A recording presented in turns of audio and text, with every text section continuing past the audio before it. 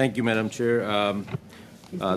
First of all, thank you to officials for appearing before the committee, and thank you for your service to Canada. You did explain that how you received that tip, and I understand that's how the investigation started on this. So what sort of information was provided to CBSA that led them to uncover this issue of large-scale misrepresentation?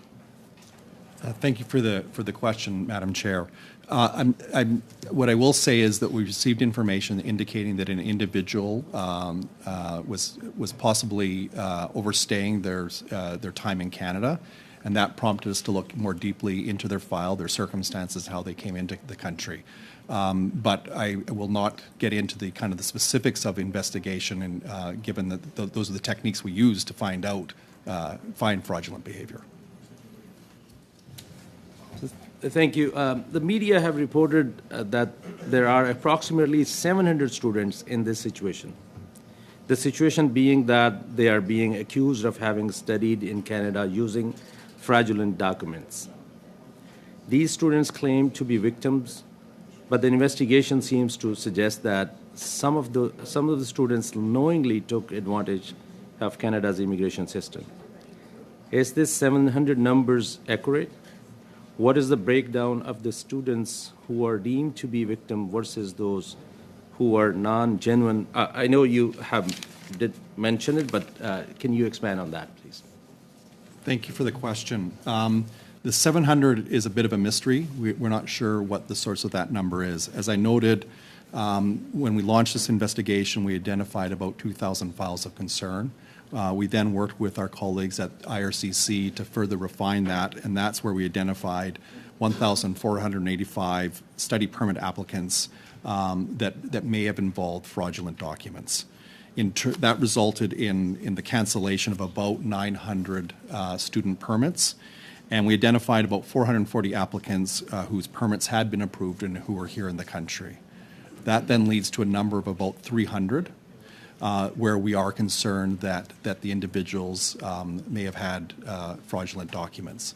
Of those, and I really want to caution around the numbers because it is an active investigation and so they are subject to change. But of those, about 50% appear to have been genuine students, some who made real concerted efforts when they arrived at school and found out they hadn't in fact been admitted to the college or the university, made real concentrated efforts to reestablish their status as a student and become a student. In about, again, the numbers are going to fluctuate, but 45–50% of the cases, we have no evidence at all that there was an attempt for the individual to go to school. So we're going to dig into those cases further to understand what the exact circumstances are. And there's about, I'm going to say about 3%, or about 10 files that of that 300 where we've found individuals who were involved in criminal behavior. Now there could be overlap between those numbers as well, and I just want to emphasize they are subject to change, but that is exactly the work of the task force that IRCC has set up, will be to go through those 300 files and understand the exact status of each individual. Thank you. So just to be clear, that's a 700, as you said, is a mystery, and it's just close to the 300 students who may be active dealing with this issue. What effort are being made by Canada to stop these fraudulent actors abroad who take advantage of students seeking to study in Canada? Thank you for the question, and this is why I think it's important to talk about the layers of defense. And our colleagues last week here at the committee talked about the efforts that are being done on the part of the IRCC, both overseas and here domestically. And the layer of defense where we become involved is here in Canada doing inland investigations. We like to think that we're intelligence driven. So we have an intel function that tries to seek information, identify patterns of concern, and use that information then to drive investigations.